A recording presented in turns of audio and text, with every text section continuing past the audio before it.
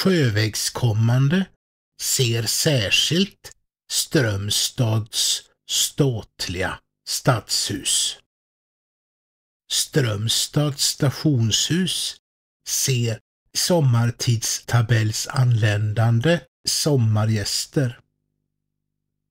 Allitterationernas tid är nog över nu, men inte tiden för dessa monument i Strömstad. I början av 1900-talet behövde Strömstad en administrativ byggnad för stadens styrelse. Men pengar till detta saknades helt. Rådhuset byggdes dock ändå mellan åren 1912 och 1917. Och denna märkliga byggnad, som bekostades av grosshandlaren Adolf Fritiof Cavalli Holmgren, han som bodde i Stockholm men som kom från Strömstad. Han hade fötts här år 1851 som son till en guldsmed. En riktig guldgosse skulle man kunna säga. Sonen till Guldtuppen. Men sonen skulle också bli en mycket rik man. Huset är byggt i granit som lär komma från platsen där det byggdes.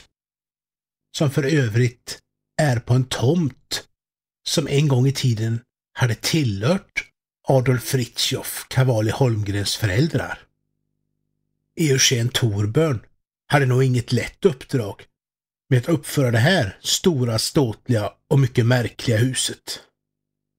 Detta rådhus skulle innehålla mycket, förutom rådhusfunktionen, till Sparbanken och Posten, polis och systembolag och museum ligga i huset.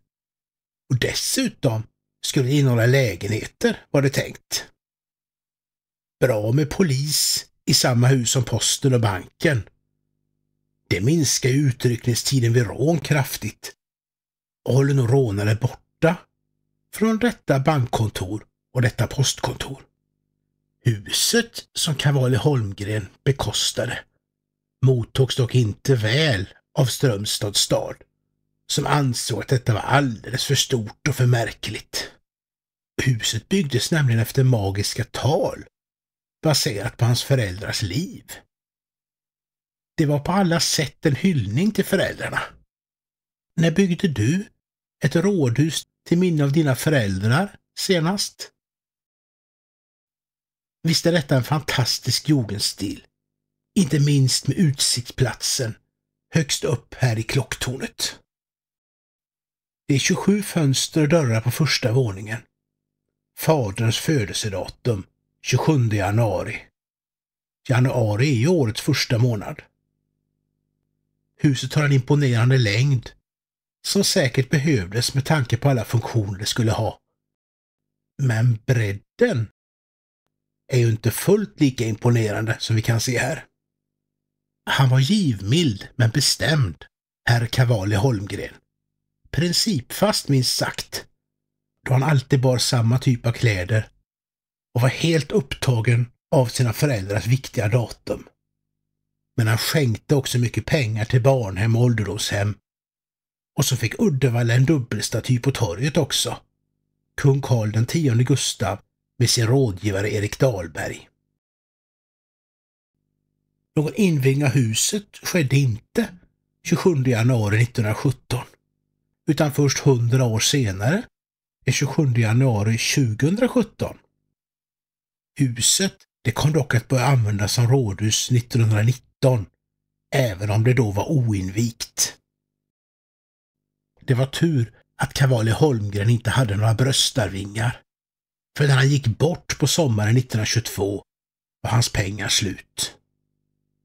Rådhuset i Strömstad hade ju blivit betydligt dyrare än planerat och bygget hade dragit ut rejält på tiden.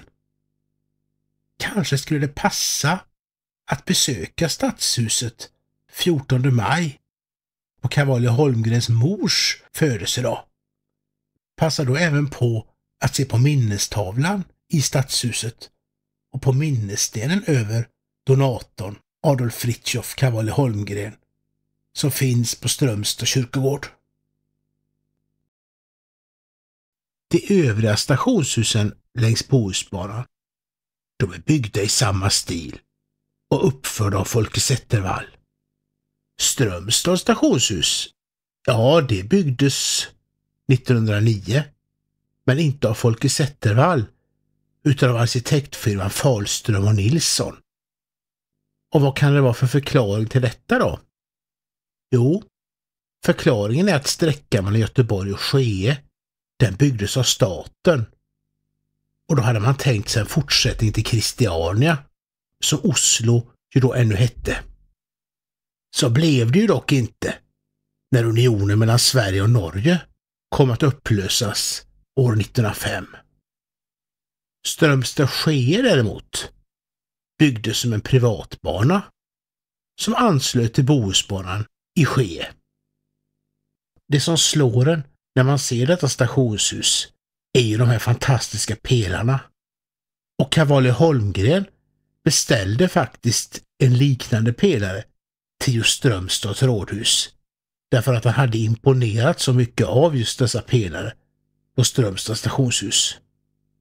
Det är rejäla bågar här som hade kunnat göra till och med romerska arkitekter avundsjuka. Stationen här är mycket vacker i sin jugendstil, och se vilka vackra band av tegel det finns i fasaden. Och inte behöver den vara rädd för grävskoporna heller, då byggnaden sedan 1986 är byggnadsminne. Stationen här där sjöfarten kommer att möta järnvägen.